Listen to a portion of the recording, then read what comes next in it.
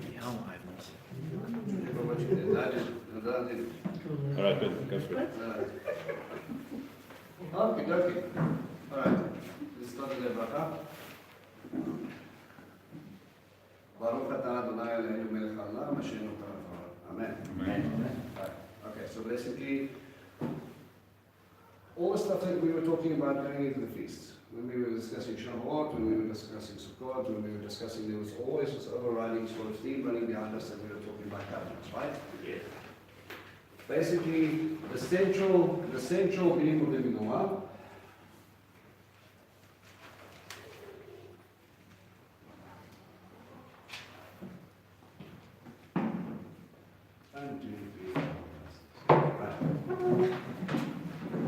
Okay, this being the feast of Shavuot. Okay? Now, if we look at the way the menorah is done, everything is going to be connected to our central being. Yes. Okay? That being again the shamash. And that shamash is the serpent, right? So we know that everything that was going on at that time, as we were looking at it, was about the Ketubah. It was about him establishing his covenant with Israel. And yeah, in Wednesday night studies, obviously we've gone over that. So what I thought was we'd do just a revision about what it is to make a covenant and how these things sort of get up in the overlap. Right, because obviously we get stuck into discussions that say the old covenant is now done away with, and now we just have to worry about the new covenant. But what does that mean? Where do you get the new covenant scriptures from? Do you understand what those imply? And as we look at those things and we dissect those things, we realize that those things are started off in many cases with Acts 2 and also the crucifixion, and will only come into its fullness in millennial reign and thereafter. Okay, so you guys had some homework. So we had some basic, again, it should be revision, right? Basic covenant layouts before. All right? The first covenant that God made with a people or with a man. You could say Adam, but you're probably looking at Noah. Right. Okay, what type of covenant would Adam have? Well, the lingo in Genesis sort of speaks like a covenant, but it would have been a covenant of be fruitful and multiply, right? Okay. So it gives you an instruction, but there's also that link of Adam, we'll put it on the side. Adam and Eve entered into a covenant, which is going to be the picture of, again, our Sinai. Ketubah. Okay. A marriage covenant. Right. So again, he goes into the whole process. Adam goes through this whole process of naming each and everything, and then he realizes there's nothing like me, and he realizes, well, that's kind of sucky, and I'm lonely, and now I'm looking for someone else. I'm looking for that missing. I want someone like me. And God allows him to go through that process to help him realize that he's missing something. Okay? Mm-hmm. He stops him, he goes to sleep, we know the story, he pulls out a rib, and then he creates this other being. Okay, so something that was created before, part of them creates the next piece, that missing piece. Okay? And then he sees Eve, and he is very happy, and then they get given the instructions of X, Y, and Z. But this is one flesh. They came from each other, right? So you could not separate them. Which part is Adam and which part is Eve? No, it becomes one. There's an echad about it. Okay, and we look at obviously echad, there's again as a way Messiah and the Father work together in the way he describes himself in Shema. Right. God is echad. There's a unity about it. Right. So we got there, and that gives us a foundation for what he wants to do, and what does that mean? What does God want? Why would he give us a Ketubah statement in the beginning of the story to help us understand that what he wants to do? Because it sets forth basically the terms and conditions: don't eat of that tree. I will walk with you. Even before that. I want a partner. I want someone to walk with me. Right? Adam realized that there was no one like him. What did God say before he made Adam? Let us make him in image. Our image, like someone like me. Okay, and then my interpretation of that, of our image, he wasn't talking about the angels, he was talking about Sure. the triune. Okay, something that has a breath, ruach, something that is of the soul, and if we wanted to play that game, why not? Why not? Let's play. We have three different parts. Okay, in a sense, we have the Father, or you would say, we'll just use Elohim because that's the name he used over there. Then we have Yeshua, and then we have the Ruach HaKodesh. Okay. Triune, all intertwined, all working together, the word and the breath, all emanating from the Father. More or less. Okay. So now we look at this and we go, okay, if we are made up, and because we've just come out of Sukkot, body, soul, Spirit. mind, will, emotion, roughly,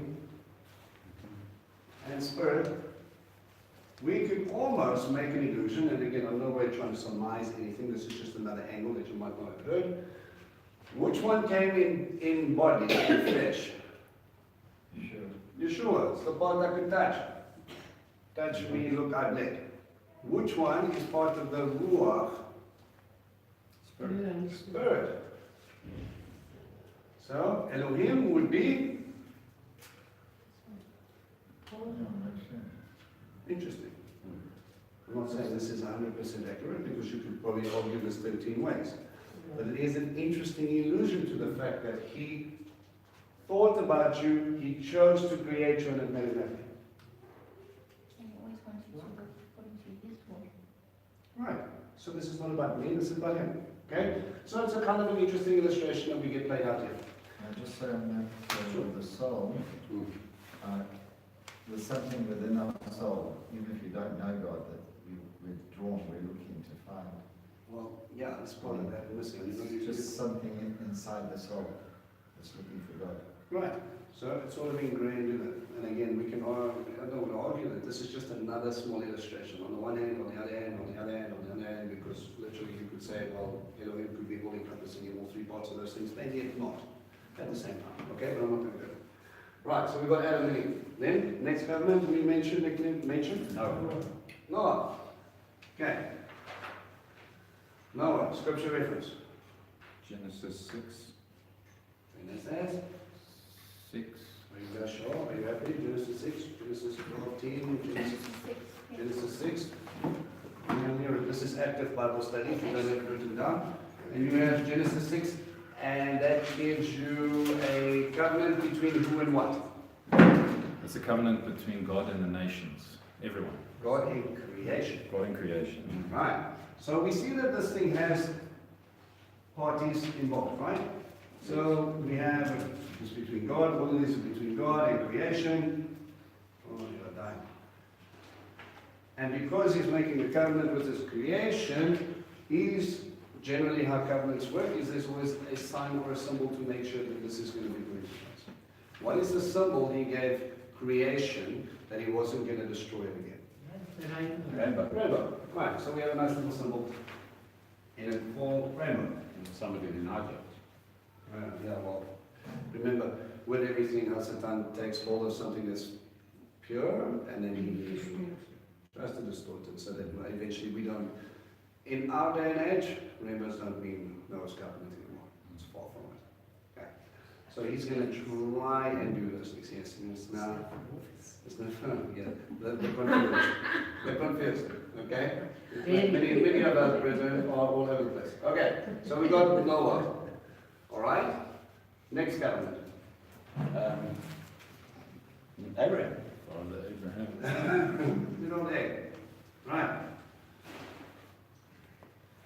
Abraham, scripture reference. Genesis 15 to 17.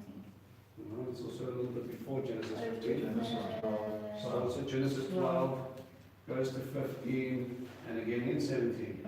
Right. So you will read through those portions and he'll give different promises or he'll elaborate on the same promises. What I want you to focus on in this one, because it ties in nicely with your menorah study, is Genesis 15. Okay? Go to Genesis 15 for me quickly.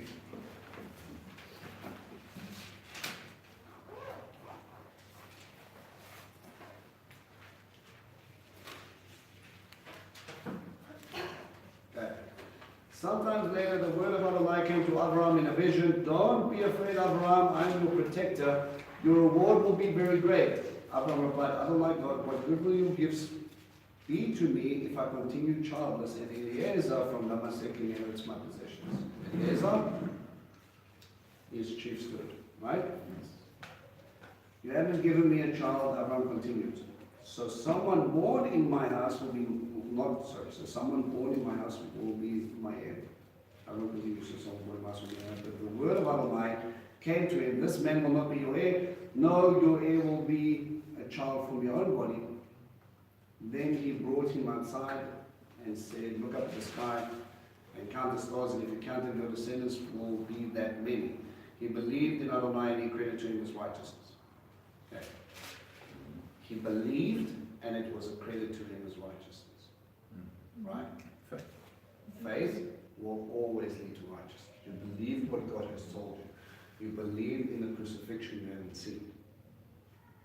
Right, but you have tested it and you have asked him and he's revealed to you, and that will be the start of a change of heart that will lead you down a path.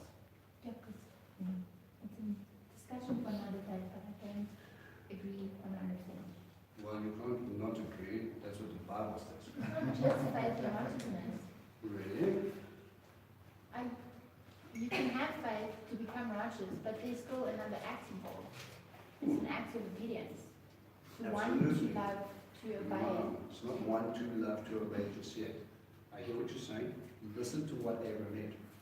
We today have made a separation between belief and righteousness, and obedience are two separate things.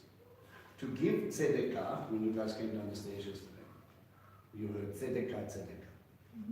Tzaddik is righteousness. To give righteousness is an act of charity. Scripture, or the Hebrews, there's a biblical idiom that they use and they say it's called to have a good eye. Right. If you have a good eye, means that you're generous. Right. Okay? We read it and we go, oh no, it's what you see. No, he's not talking about that. In the biblical understanding was that he was generous. He gave money. In our faith, they refer to it as open-ended against versus tight-fisted. Right. So if a righteous person, one of his actions is he's generous. How is he generous? Hospitality, with his time, etc., etc. Okay? And then you get to this thing. That leads you to walk out your faith in righteousness. And this is what we need to understand. James summarizes it, but we'll see it with Abraham. Then he said to him, I'm Adonai who brought you out from Ur of the Chasdim to give you this land as your possession. He replied, Adonai God, how am I to know that I will possess it? He answered him, bring me a 3-year-old cow, a 3-year-old female goat, a 3-year-old ram, a dove, and a young pigeon. He brought him all these, cut these animals in two, and placed the pieces opposite each other, but he didn't cut the birds in half. The birds of prey swooped down on the carcasses, but Avram drove them away. The sun was about to set, a deep sleep fell on Avram, horror and great darkness came over him. Okay, now that's the part that we just kind of glance over. We don't understand the horror. Right. God, as you would have read in Genesis 12, is making a promise with your descendants, the stars in the sky. He says, they're going to walk with me, and I will be their God, and you will be my people. His belief that God was going to do this led him into entering into a covenant. Now, the way the covenants work is the word you use is you cut a covenant. Karat, berit. Now you cut into it. It's cut into stone, sometimes sealed in flesh, as in an animal will die and you will have a covenant meal. Now this type of covenant was extremely serious because, as we've mentioned before, I cut the animal from tail to snout, and I put piece, and I've got a row of a lot of blood. Let's think about it a second. How much blood does a goat have? No. There's a few. What other animals do you have to have then? A cow. Cows. Birds. Right. Okay, the birds not so much, but I think the cow would have left a big mess. Right. But you put it on two sloping sides so that the blood will pool in the middle. And he's waiting for a time when he's chasing little birds of prey. Okay? Now the way this covenant works is that you swear, I swear, you walk through the blood, I walk through the blood that is sealed. The underlying thing is this. if you or your descendants don't fulfill this, you will be made like these animals. Okay?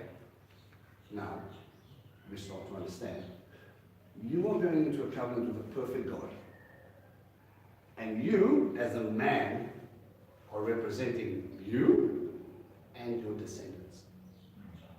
Now, if he didn't believe God about a descendant coming, he would never have gone into a covenant. What would the point be?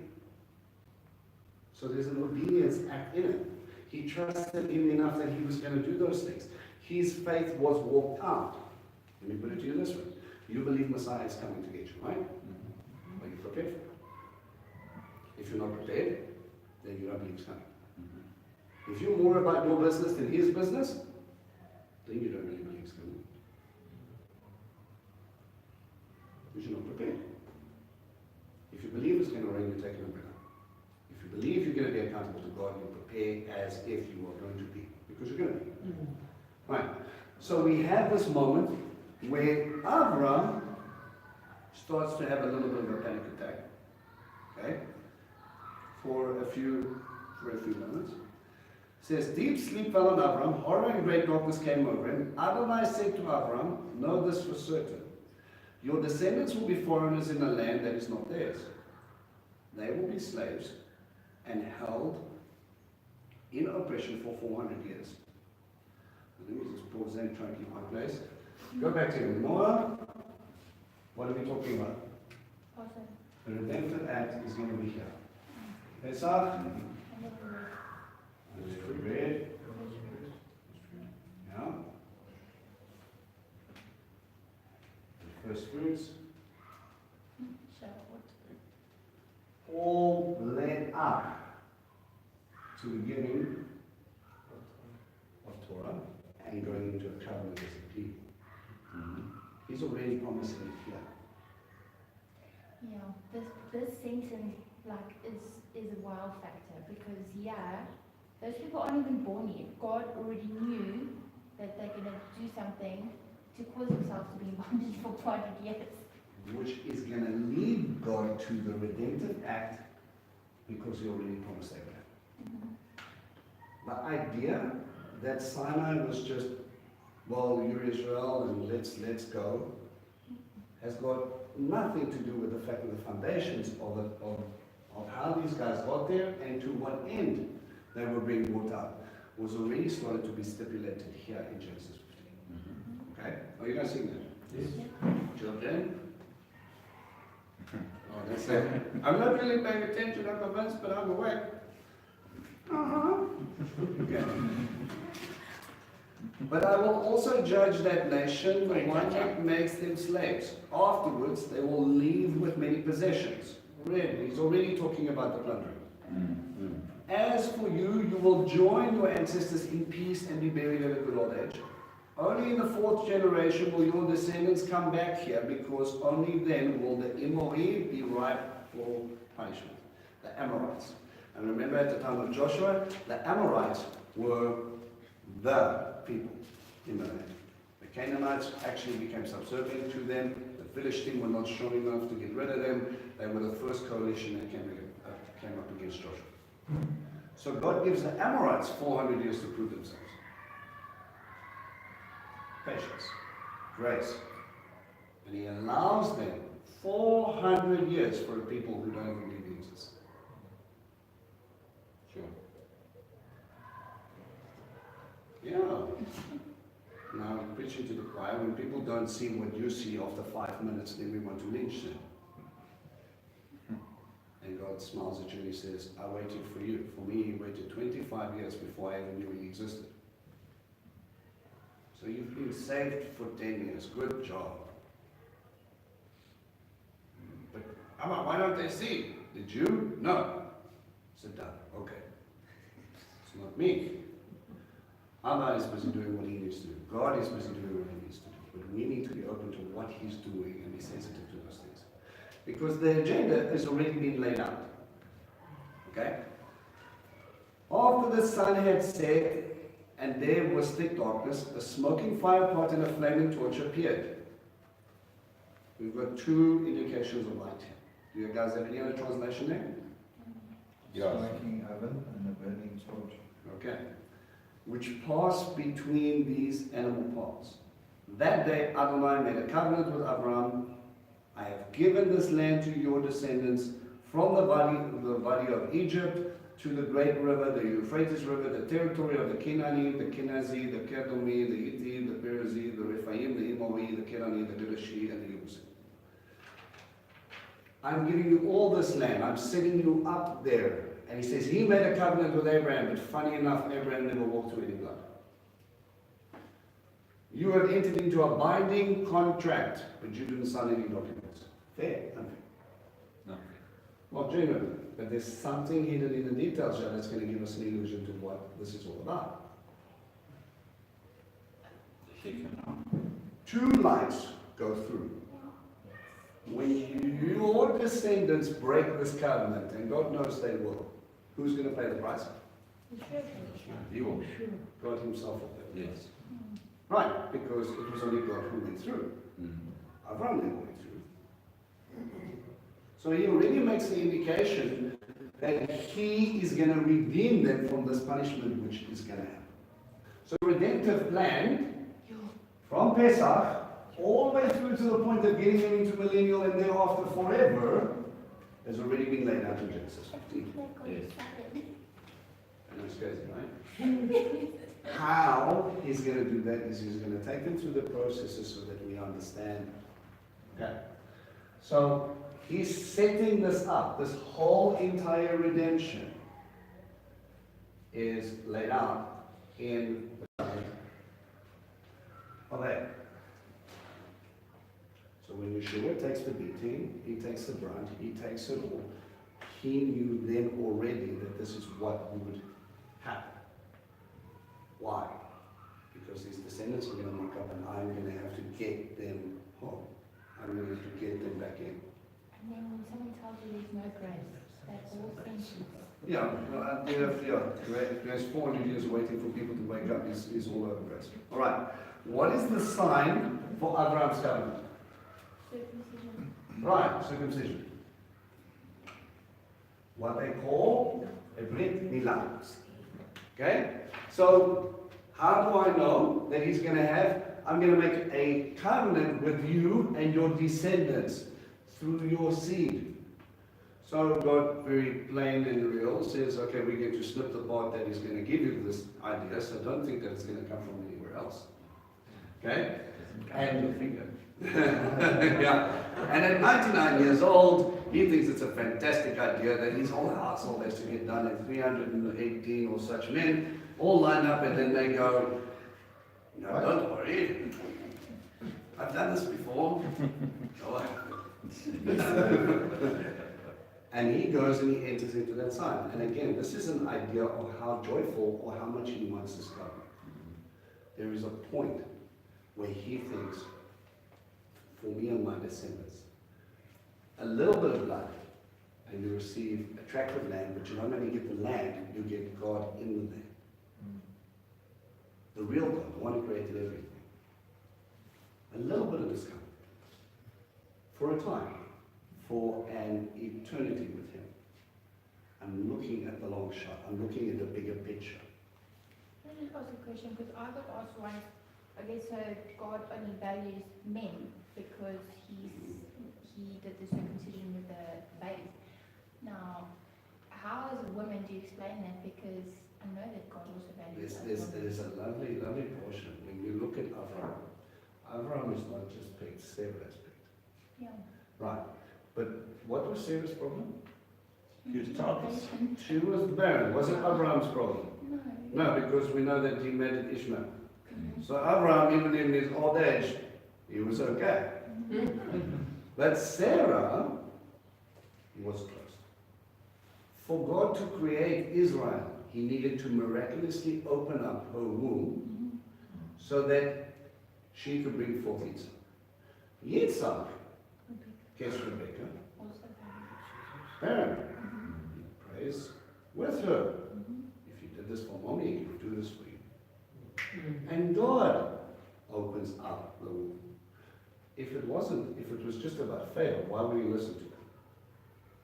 You see, both people are needed to make children. Because you did that for Leah and Rachel as well. Each woman was chosen, handpicked by God to be the perfect partner for what he was creating. Yeah, I said to the person, so you really think that it's only a man that makes children? I was like, no, you have two people. You don't understand. You don't understand. It's only one woman that does adultery. You take the look at what Abraham, when he went and he asked Eliezer to go find a wife for Yitzhak. And he said, put your hand underneath my thigh. And I've taught you long enough to know that it wasn't his thigh that he had in his hand. Yes. Would you like me first, It's a euphemism. I put hand, you put male gender parts in my hand. Yes. It's like getting married. Just weird. Right. Except he has one man and another man. It's not Rainbow Covenant, that's that, eh? What happens is, he said, this is the seriousness that I'm placing. I'm putting my lineage, this is the descendants of what's going to come into your hand. Understand what's taking place here. That oath is extremely high. As strange as it may have been, he took it that seriously to send his chief steward to go and look for this person. And that chief steward didn't trust his own skills. He prayed to God to provide the right one. And God prepared this woman so that she would not only be hospitable, but she would be willing to leave and go at a servant's call, not even a master's call. It's actually quite interesting because Eliezer means God is my help. Yes. So if you look at Yeshua, it says he will send the helper. Yes, which leads us down another rabbit hole, which I shared on Wednesday. Yeah, okay, sorry. Yes, so you have So this page. you have David, you have Isaac, and then you have we're going to put Eliezer in this area. Right. So we have the father. Thank you. We have the son, and we have the helper. Right. So the father has chosen the bride for the son. Yes. Remember, he was not just any son, he was the promised son. He was the one that was nearly sacrificed at the age of 30 odd. Okay. Eliezer, God is my helper, goes up and he picks the bride. And what does he do when he finds out that this is the one God has approved of? Yes, thanks. He gives her gifts. He gives her the bling, the jewels. It says she got bracelets and earrings and all that stuff, and she's all very excited. And Laban comes running outside and says, please, please, come in for more, because now he's seen jewelry. Very excited. What does the Holy Spirit do to you? The gifts of the Spirit. Now the illusion of that is as the bride price has been paid to the father then would take some of those coins, he would drill little holes in it, and then he would attach it to her veil. That would be the only possession she would wear coming into her marriage. Now this is where things get interesting. She's adorned by the gifts of the Ruach, the helper, and then the helper says, my master's over there, are you willing to leave with me? She goes to meet him. 1 Thessalonians said we will be called up to him. And the bride prepared, adorned, and delivered by the Lord. And it's a funny illustration, talking about Yom Kippur, the sound of that mighty noise, the big Shekinah, that shofar that gets sound, happens again when the Holy Spirit gets poured out. At the sound of the trump. It's very possible where this gifting will be the very thing you wait to be presented to Mashiach. That's two. She veiled herself when she saw him coming. And she went straight into a tent that was prepared for her. Yes? Yes. So we have those other interesting illustrations that talk about all types of fun things. Right. So we have the covenant, circumcision. This same covenant gets carried over to Isaac. Isaac. That was so good. Okay, Isaac, give me scripture reference. Genesis. 26. Genesis 26. Okay? Go to Genesis 26.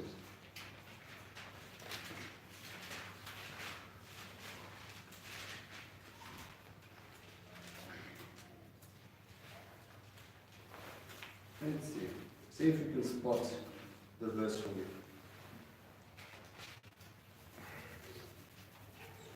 Beersheba, It says I give you your land, your descendants.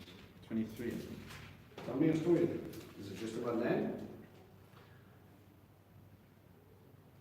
Verse 23. Oh, From there Yitzhak went up to Beersheba.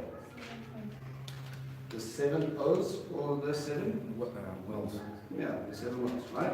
So it's this play on what's important about Beersheba? There was a covenant that was struck between them. Women is that. So God, it was. Well, it was mentioned there, Yeah. but it was him and Abimelech. Right, Abimelech. What does Abimelech mean? Avi, His Father, my father Melech. king. Is the king. So, the king comes down and has another discussion with the son of Abraham. Okay? He appeared to him that same night and said, I am the God of Abraham your father. Don't be afraid, as you normally would be, because I am with you. I will bless you and increase your descendants for the sake of my servant Abraham. There he built an altar and called on the name of Adonai. He pitched his tent there, and there Yitzhak's servants dug a well.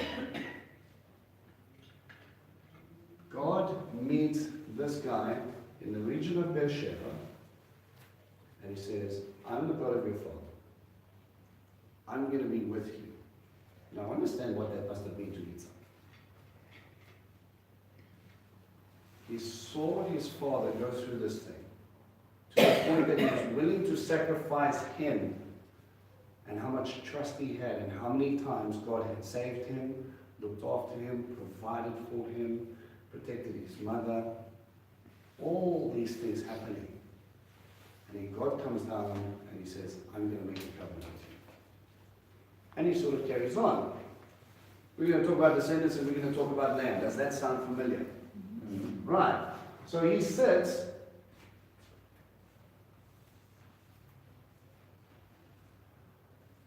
on top of his father's covenant. He doesn't nullify it. He carries it on. He is a descendant. So the fact that he's being established in the land is already a carry-on promise of what we've already read. But we haven't even got to Pesach and those things yet. And he says, because of your father, my servant Abraham, I am going to carry this on through you. And we're going to see the same thing. Jacob. Give me another piece. Okay? So let's put Genesis 12, 15, 17, Genesis 26. Read me a story. Genesis 28, 29. From verse 10. Tell me. What does it say? It says, Jacob went out from Beersheba and traveled toward Haran. So Jacob's ladder happens. Okay, So carry on. He came to a certain place and stayed the night there because the sun had set. He took a stone from the place, put it under his head, and lay down there to sleep. He dreamt that there before him was a ladder resting on the ground with its top reaching to heaven, and the angels of Adonai were going up and down on it. Then suddenly Adonai was standing there next to him, and he said, I am Adonai, the God of Abraham, your grandfather, and the God of Yitzhak. The land on which you are lying I will give to you and to your descendants. Your descendants will be as numerous as the grains of dust on the earth. You will expand to the west and to the east, to the north and to the south. But by you and your descendants, all the families on the earth will be blessed. Look, I am with you. I will guard you wherever you go, and I will bring you back into this land because I won't leave you until I have done what I have promised you. Right. So here's this thing. Remember, this is after the point of what? What did he just do? Why is he running? Why is he hanging around in the desert? Because he cheated his brother. Right, his brother was a mooch, gave away his birthright, gave away the rest of it, cheated his father, Yeah. which is funny, because later he gets cheated Yeah. well, he meets it a few different ways. Give me two quick illustrations of him being cheated.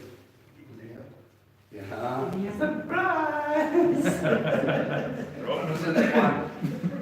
I mean, the First one, and remember Also Yaakov is the father of The tribes. the 12 tribes, and then the sons walked up to him and then they said, Oh, yeah, his son. is this not the cloak of your son? Joseph. So he was deceived twice. Isn't that an interesting thing? Was it 3 times? 3 times. Because Laban also cheated him with his livestock. Well, That he was kept on actually changing. times. He changed it a lot, but if we're going to include Laban's cheatings, there's going to be plenty. Okay. Right. But yeah, he gets cheated again and again and again. So you think, okay, you pulled the fast one over your old man. And his mother kind of helped him, the one part. Yeah, and there's a whole bunch of issues with that whole story, is that she was right in what she understood. God was going to indeed put him above. Was it right for her to push this her way? No, because what are the consequences for this action? Son's running for his life, and the great heir of it all, with the first son's bracha, is now sleeping, and he's got a rock for a pillow, and he's worried about how he's going to live, not be killed. He has none of the things that he's supposed to have. Do you think And mommy, Sorry. sorry, mommy had a soul, Jacob again. Problems. She died before he came back. Do you think that the father would have pulled the bottom on Jacob That's quite possible. He would have changed his mind. He could have, like the same way. It's like, you are receiving the blessing. You know, it's funny that his eyes were deceived. His spiritual eyes were closed because he lusted after meat. He wanted meat, he wanted gain, and that's why he wanted to give the blessing, the firstborn blessing to Esau. Right? But then there was a quick shift, and only later did he realize what was going on. But anyway, Jacob goes there running for his life, decides it's a good idea then after seeing a ladder thing. And we understand this is an allusion to Yeshua, yes? That happened in a place called Bethel, the house of God. And Yeshua makes an interesting statement. He says, what? Where do I get this idea from? Come, help me out. When you sing. No one has ascended and descended. And that same thing only pops up in one other place, where the angels ascended and descended. So it makes an illusion. Yeshua is not trying to tell you who's gone up to heaven and who's come back down. That's plain sense. Remez is linking you to Jacob's ladder. Who is the link between heaven and earth? Yeshua. Something of heaven came down to earth. And we see that in the picture of the colors of the Mishkan, yes? Let me remind you. The colors of the Mishkan: white, red, blue, and purple. White, something that is pure. Red, flesh. Blue, heaven. Purple, royalty specifically, earthly. Right. Tell me a story. Something pure came down in flesh, who was of heaven and is the king. Yes, because how do I make purple? Something from heaven and something in flesh will give us the earthly king, the king who will establish himself on earth. In the sukkah, he will dwell among us. Right? Right. Revision. Okay, so he sees this ladder and he goes into it, and at that point in time, how is God going to get this right? Well, there's going to be a redemption plan. We're going to need lots of descendants. Who's going to redeem them? Yeshua. When is it going to come through a Passover lamb? To the word that is going to dwell among us. And so we start connecting these interesting little dots, all about Mashiach, getting us to the point of. Yaakov is a little part for you. God says, I'll look after you. I'll get you there. And when you come back, remember Yaakov says, if I come back and I have X, Y, and Z, then you will be my God. Good negotiations. Right? But God meets him where he is. And he goes, all right, you like to wrestle? We'll negotiate a little bit. All right? There was an interesting illusion. I was watching a thing. It says, you know when a sheep breaks the shepherd breaks the sheep's leg, walks with a limp for the rest of his life. Jacob had a limp too. That's clever. I know, right? Yeah. And you got carried everywhere. Right, so he gets, again, your descendants, land. Could I just ask a question? Yeah, could you say yeah right now at the same time would be the Israel connotation? Because I know his name gets changed, but could you say the Israel covenant factor is in there? Now, Israel and Israel is actually there with Abraham. Right? But how did we get to Israel? Well, we need a couple of generations, we need a few kids, and we needed 400 years of captivity. What is going to make them not just physical seed, and what's going to make them God's possession? Is it going to happen? That's fine. Okay. You with me? Yeah. Now the reason they're at Sinai, Exodus 19 and 20, is because of a promise that made to Abraham, which again was carried through Isaac and Yaakov. Now, if we were going to carry on with the illustration of one covenant as another covenant, we've got problems already, because the first foundation of getting to Sinai was promised to Abraham, wasn't promised to Isaac, it wasn't promised to Yaakov. Nowhere did we read that there was 400 years of captivity for anybody's descendants in those two places. You with me? Correct, yes. So then, Wouldn't that why be would carried over to them anyway? right? Because of their lineage, wouldn't it be carried over, the covenant that they Now, we made it with the man, not with the nation. He made it, but Jacob was in Abraham, Doesn't all the matter. guys were in Abraham.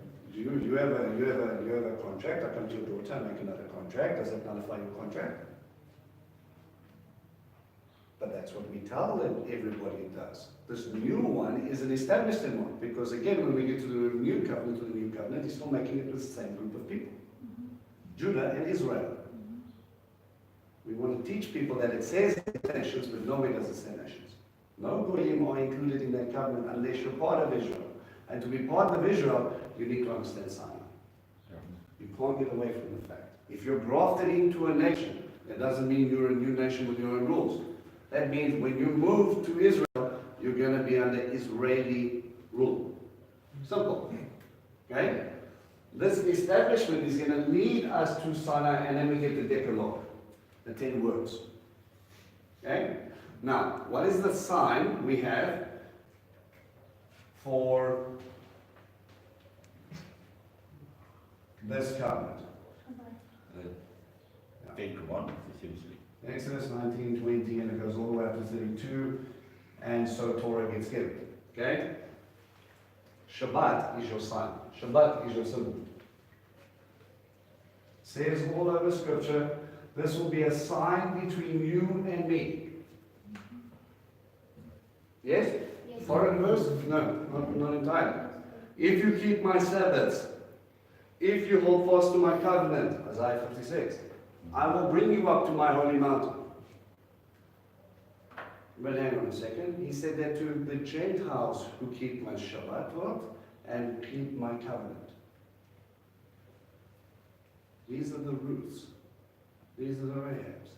These are the people that make alignment with Israel. And they understand that there is a Sabbath. In Hebrews it says, indeed, there is a day of rest for God's people. There is still, even after Mashiach. Does that mean, and again, don't get confused. You will hear people make the claim that it is now being moved to Sunday. And they will say, the believers in Acts met on the first day of the week. They're 100% correct. Why? Because they did. Yeah. Because if I go to synagogue on Shabbat, what do we read? Torah. And what is our secondary reading? Half Torah, the prophets. Right, when are we going to read about Yochanan? Oh, sorry, you have to come to another class for that one. When will that class begin? Never. Because you are the people of the book. You will study Torah and Torah only. Yeshua did it. There's nothing wrong with it. You study God's word and you learn to live it. You need to understand his heart in those things as you establish it. But to read the writings of other people, they got together on the first day. And that could be Saturday night. Okay? Or maybe it was. We're not sure. Right? But you get to this place where they met on the first day of the week. And their thinking was, he was resurrected on the first day of the week and God started creating on the first day of the week. So that's a good choice. Did they change Shabbat? Absolutely. We know that came much later, and their documentation proved that it was the Catholics who changed Sabbath. Now, I'm not going to go into Catholic bashing, I'm just going to simply say this. God said, this is my day, and it will be a sign between you and me. If you belong to me, keep my day. If you don't. My question to me was, am I following God or am I following man? Do I belong to an institution or do I belong to the kingdom of heaven? I chose God's day, and no one's going to tell me otherwise. Right. So with that Shabbat, the Shabbatot, every time we have a major feast, there are Sabbaths involved. Those are signs too. Okay. So he'll give us a list. But understand in Exodus 19, he says, guys, I have carried you on eagle's wings, I've brought you unto myself, and if you keep my instruction, then you will become a peculiar treasure. Then you will be a holy nation set apart. Because holiness is about following an action. He says, be holy for I am holy. He doesn't say, wear holiness and then you will be holy. Now there is an aspect to that where the Messiah will cover you to that point. But there is also an action where you can choose to shirk Messiah and carry on in the world. Your choice. You can be clean or holy. What's the difference? Anointing. One is used for common. That's a coffee cup that I can drink out of every day. Now if I take something out of the temple and I want to use it as my everyday coffee cup, I'm taking something that was set apart only for the temple and I'm making it common. And I can't, if I'm going to make something common or clean and make it holy, I have to anoint it and I have to only use it for that purpose. It is set apart for that purpose. That's what holiness is. So now when you go into it, Torah is not the covenant. Torah is the gift because of the covenant. It's part of it. This is not my marriage vows. This is a symbol, the Shabbat, of my marriage vows. What are the benefits of being married to my wife? I get to wake up next to her, I get to sleep next to her, and we get to live in the same house. The instruction was a gift for a redeemed people. This isn't the Torah. It symbolizes everything that comes with it. You with me? Okay? So the covenant is what God establishes with the people. And we know the only reason they're there is because of this covenant here. Now we're going to see that pattern again. There's a group of blessings. I want you to find the blessings for me quickly. For the tribe of Judah. Just take 2 minutes. So find that blessing.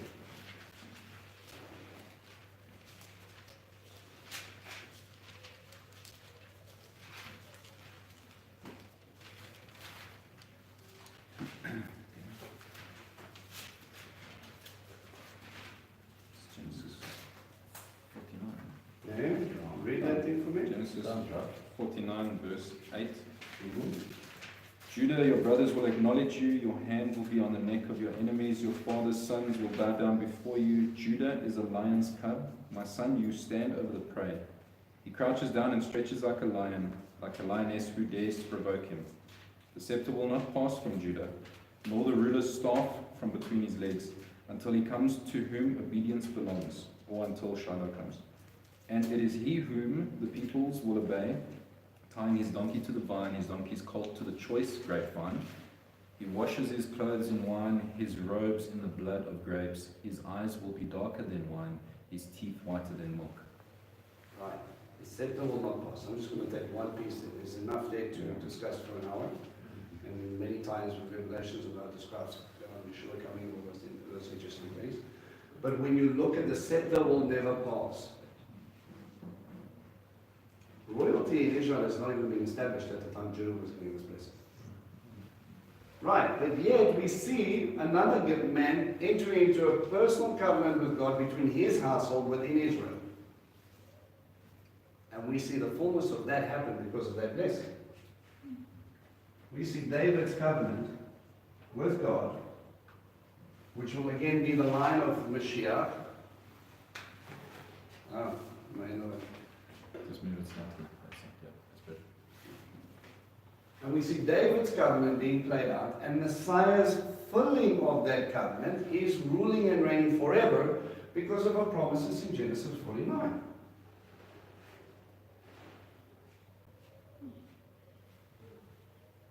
Right, because of that blessing, Judah gets linked to royalty, he's a lion,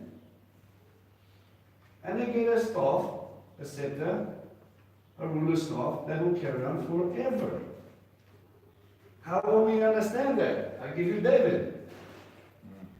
In the prophets, they call him Messiah. David will rule for them in the millennial age. He will rule. But David, at the time that prophet wrote that, had been dead for about 400 years. David becomes a messianic symbol, and he will come from the tribe of Judah. And hang on a second. Which part of this establishes it? This part. That, with David, does not nullify Genesis 49. The same way Sinai does not nullify Abraham. And Abraham does not nullify Sinai. Galatians 3 as well. Go to that passage. Galatians 3:13. Yeah, so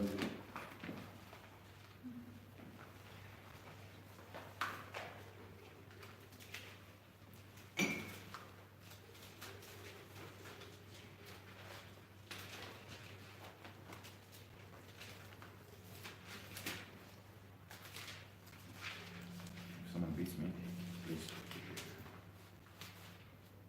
17 has got it. possible. Yeah. Read what it says. Now say Torah that came 430 years later does not annul a covenant previously confirmed by Elam and Messiah, so as to do away with the promise. Right, you stop there. So Galatians clearly states 3:17 in some Bibles 3:16 that just because the covenant came later, it does not nullify the promises of that which happened previous. But we teach it as such because we have an understanding that a covenant means what? A contract.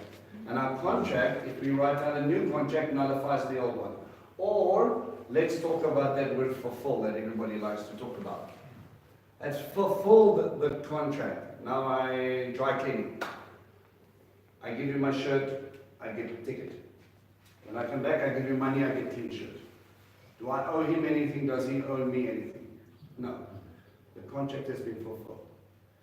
But that's our understanding, not their understanding. This covenant is intergenerational. The promises are from descendants to descendants to descendants. It's an eternal covenant. It's an eternal sign. It's an eternal circumcision will be an eternal sign between you and me. Shabbat will be a sign everlasting. You can't get away from it. It doesn't say until Messiah comes. It talks about an eternal sign. Now, if it is eternal, that means it must all be valid. How do I distinguish between a God-fearing father and the fact that he wants his children or his son to be dedicated unto God? Circumcision Circumcision. Is the mitzvah for the son or for the father? for the father. You acknowledge the fact that your son is your gift, is the one and you're giving him to God. That is a special privilege. Because he promised you, if you follow me, what? You will have sons and daughters, and you will be able to dedicate them, and they will be my people, and I will be their God. And we can just sit and we can go back and say, God, you've not only saved me, but you also want to save my children, and my children's children, and my children's children, and you want to give them a home, and you want to give them eternity, and you want to give them all that stuff, and all I need to do is take him when he's 8 years old and watch him cry for a little bit because he gets a little bit of a slip snaps. Done. You get excited about that because you know the pain is temporary, the benefit is eternal. Okay? It's, also Paul makes mention that circumcision is a sign of righteousness. Yeah, good old Paul. Likes to confuse issues, but let's not go there. Right. So we have these moments, okay, where we'll see covenants hinging on promises that God made already. Sinai happened because of Abraham. Sinai happened because of Isaac. Sinai happened because of Yaakov. All of those things led up to this time, where a nation and the mixed multitude that was there with them came up to them and said, we also want to be included. And he didn't go, one nation, he didn't go, you Gentile people and you not so Gentile. Says, one group, one nation, one Lord. Right? Yeah. And he establishes that. Okay, so we go from Sinai, and we've got a few little sub-covenants or little covenants that get made individually. We've got a covenant with Aaron. Okay? We've got, where did I write this down? Is that the soul covenant? Yes. Okay. And then that's quickly. I'm scribbling on this whiteboard like I scribble all over on this. Right, you guys are happy I can take this one, right? Yeah. Yeah.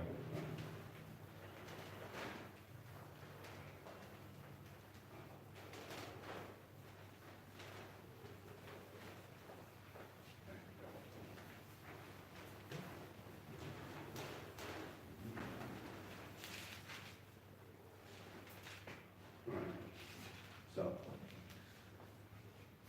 So we've got covenant with Aaron. Aaron. Numbers. And what does that tell me?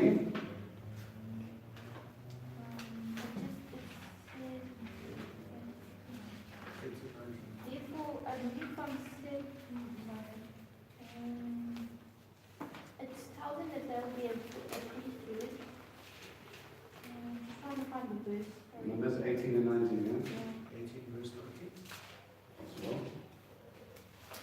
Yes, thanks, Mom. All the leave offerings of the holy things which the children of Israel offered to the Lord, I will have given to you and your sons and daughters with you as an ordinance forever. It is a covenant of salt forever before the Lord with you and your descendants. So this one is called the covenant of soul.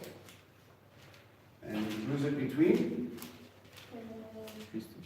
priesthood And in Israel. does it say and his descendants? Yes. Right. Very similar. These things are intergenerational.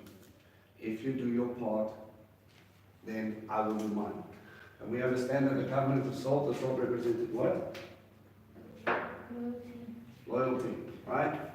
Salt is used for what? Cleansing, Cleansing, Flavor. flavor, healing. okay, cleansing, preserving. Yeah. It's preserving. You salt something, it dries it out, and you can eat it later and make fish jerky. Big export biblical times, once you're glad you're in South Africa. Right. We get both. So, yeah. It's better than having getting fish bottle. Right. So you have him sitting over there. He says, I'm going to sprinkle you out. But how do I know that was God's plan from the beginning? Go back to Genesis 49.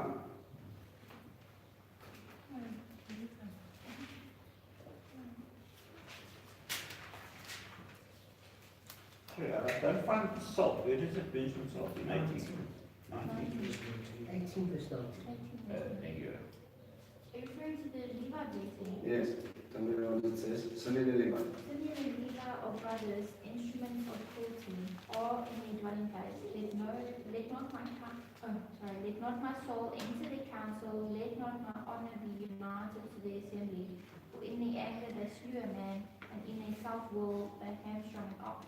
Cursed be their anger, for it is fierce, and their wrath, for it is cruel. I will divide them in Jacob and scatter them in Israel. So one gets divided in Jacob, So, scattering. another one gets scattered throughout Israel. Now, Simeon gets absorbed in the tribe of Judah. When you look at when they get given their inheritance, Judah surrounds them. They were a tribe inside of them. And the Levi gets sprinkled throughout. So he already knows what's coming. He takes their personalities into consideration. He sets it up that way. And then later at Sinai, they sort of redeemed themselves by being the only tribe that assembles behind Moses. And that they were going to go and sort out the rest of the camp and make golden calf. And all of a sudden that sprinkling is going to bring God's Torah. And God's Torah is going to preserve the people in the land. If you keep my ways, you will stay. Bottom line. It will cleanse the land. So it's going to get rid of all the chach that the Amorites and everything had to deal with. And the Levites were dealing with unclean, clean, and holy the whole time. What else does it do? Preserve, it cleans, and it's made Yeah. sweet as honey. It's going to bring Torah into these people's lives. But again, we go back to the original, and that soul covenant was a covenant of loyalty in the time, and that loyalty, if you remember correctly, they do it in the Middle East till today. Before a bride and a groom touch hands for the first time, they dip their hands, they cover them with salt, and then they're allowed to touch their hands, and they say, I will be loyal to you, and you will be loyal to me. That's what it's underlying. Okay? I'm going to look after you, you're going to look after me. And that whole thing of I am accountable to you as you are accountable to me kind of comes into that background. So God says, if you teach my words, if you keep my feast, if you guide my people, then I will take care of your food. Because you will eat of the offerings that I've promised, right? I was going to say, Leviticus 2 from 13, it talks about, where it says that from the grain offering you will add salt. But it actually also says with all your offerings, you Right. must It's a add salt. continual reminder that this is. They eat from that offering. They get to eat meat when they want. If not, they're in the Levitical cities and they're maintaining their things and also preparing for their times of service as they come up. Also dealing with the people in the cities of refuge, because those are also Levitical cities, right? So they've got a job to do in the land set down. All right, what other ones? We've got another covenant that you mentioned. Pinchas. Pinchas. Parasha 51. Pinchas. Numbers 25 from 10. 5. Okay, talks about, this one is called the covenant of Peace. covenant of peace. Is this the only place we see it? You mean the covenant of peace? You better have more answers than I doubt because I put it on Wednesday. Yeah. Isn't it? It's in Covenant of Isaiah peace. 54. Ezekiel 37 and Isaiah 54. Right, so we see this in Ezekiel. Ezekiel what? 37 and Isaiah 54. And Isaiah 54. Okay. I'm going to leave that there because that's a topic by itself. Okay? Anybody else? Spoke about this one? It's the David. David's covenant. It's 2 Samuel 7. Okay, what does that talk about? It talks about the scepter not passing. Okay, And David will have a dynasty forever. is it just for David or is it for his descendants as well? It's For his lineage. Because he brings in the temple. And what will be the sign for David? the house. The house. It's kind of interesting. This one you'll have food. Okay? I am your inheritance. This one talks about peace in very interesting ways, which we'll get to. The house and the house. Yeah. Let me do this. His house and God's house. Physical. The sign that he's there is that he will have someone, one of his sons, on the throne. And then God's house will be established. Temple, Mishkan, will be established there. The two go hand in hand. The king will read Torah. He will judge according to Torah. The only reason you are a king is because of the promise made again, Genesis 49, and the nation gets established here in Exodus 19, 20, and so on. And because that nation has been established and God is their king, we know the story. They go against Samuel, they elect the king. David is the king after God's own heart because he understands Teshuvah and he understands worship of God, he understands walking in Torah. Right? It is about God's opinion, even though he made mistakes time and time again. Right? God is what's going to establish that. Okay? Before, I just want to check, would you also include David and Jonathan's covenant, or is that not? Well, that's the picture of two other people again. It's not really included with God. I'm trying to focus on God's covenant and intergenerational blessings that carry on with it. The reason Solomon had a throne was because of David. The reason David had a throne was because of Sinai. The reason Sinai happened was because of Abraham, and in the midst of it, some kid called Judah got a couple of blessings that he didn't understand and realized that was actually pointing at David and Messiah. But again, let me come back to the point. Do you see how interlinked these things are? Right, with that in mind, next week we're going to dissect. But Yes. not already finished, the new covenant, the renewed covenant. Well, next week. Um, Julian, next week. No. On the next layer, I'm going to put here in inverted commas new. Do me a favor. We are going next week study the word Chadash. Brit Chadasha. Brit means covenant. Brit Milah, Brit Chadasha is the word we use for our New Testament. Study the word Chadash and see what you come up with. Is it always used in context as something brand spanking new? How do you spell it? Slowly.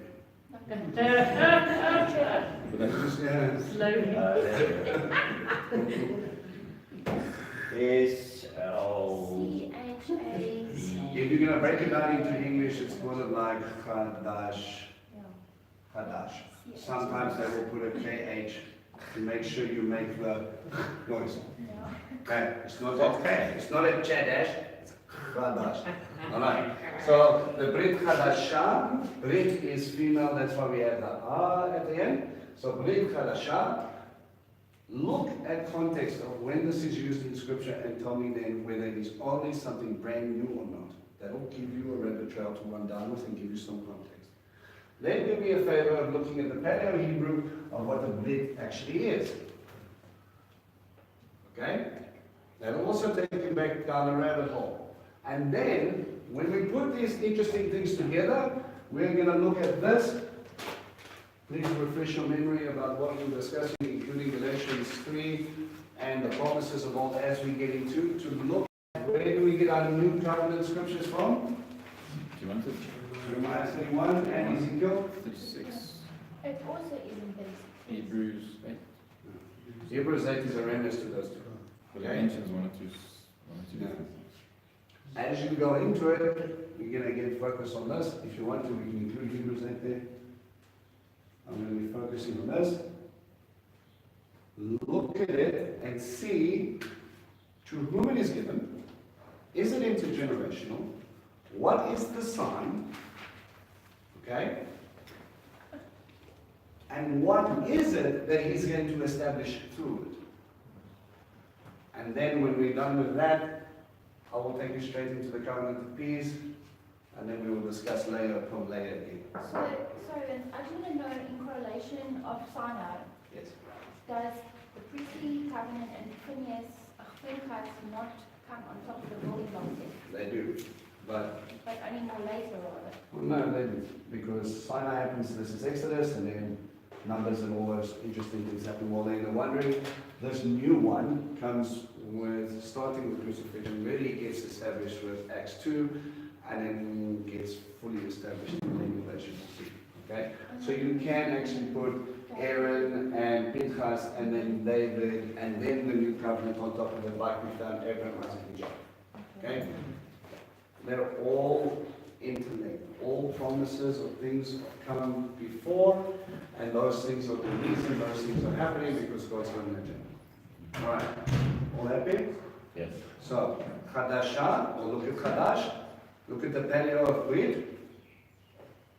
Okay, you can do the paleo of Chadash if you want as well. That's pretty interesting. Yeah, do the paleo of Chadash, and then go into Jeremiah 31 and Ezekiel 36, and I want you to give me your findings.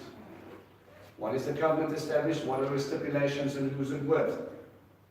Same thing with covenant of peace. Okay? We can maybe talk about the sons of Sadok as we go. Alright, happy? Alright, prayer time is every time.